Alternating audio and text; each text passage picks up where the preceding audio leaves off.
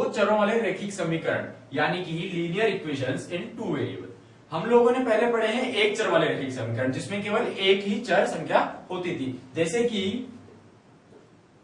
x+1 बराबर 5, x+1 बराबर 5। ये एक चर वाला रैखिक समीकरण है क्योंकि हम यहां पर केवल x एक चर है।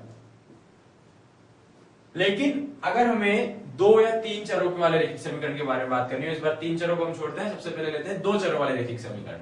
दो चरों वाले रैखिक समीकरणों में दो चर संख्याएं, जैसे कि यहाँ x है तो एक मान लेते हैं y और हो जाएगी। तो एक दो चर वाला रैखिक समीकरण x प्लस y बराबर 5 हुआ।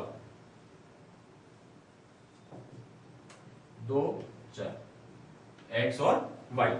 अब इस समीकरण से हम क्या समझ सकते हैं कि इन दो संख्याओं का योग 5 है, यानी कि या तो x बराबर 2 है और y बराबर 3, या फिर y बराबर 2 है और x बराबर 3, क्योंकि उनका योग 5 आ रहा है।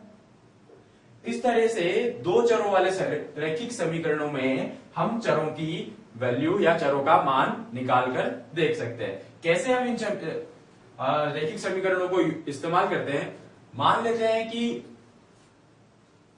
मान लें क्रिकेट मैच चल रहा है।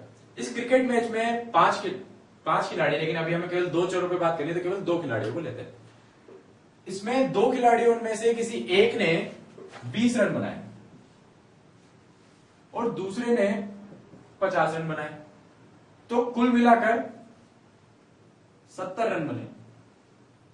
यानी कि अब हम इसको इस तरीके से लिख सकते हैं कि x प्लस वाई बराबर 70, यानी कि या तो x ने 20 रन बनाए हैं या y ने 20 रन बनाए हैं, और या तो x ने 50 बनाए हैं या y ने 50 बनाए हैं। यानी कि किसी एक ने 20 रन और किसी एक ने 50 रन बनाए और कुल मिलाकर हमारे पास 70 रन हो गए। यानी कि हम इस पूरे चीज को एक समीकरण के रूप में लिख सकते हैं, या हम ये कह सकते हैं कि कुछ रन इस तरीके से बने जिनका सबका मिलाकर योग 70 है। अब हमें मान लेते हैं नहीं पता कि वो कितने रन बने थे, तो इसलिए हमने x और y लिख दिया, क्योंकि हमें केवल कुल रन पता थे, हमें ये नहीं पता कि एक खिलाड़ी ने दूसरे खिलाड़ी ने कितने रन बनाए।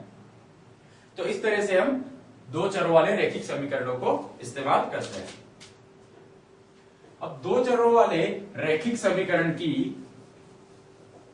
जो मानक समीकरण होती है, इसका एक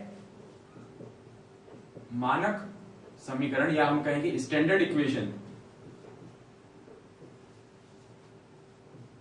या स्टैंडर्ड फॉर्म,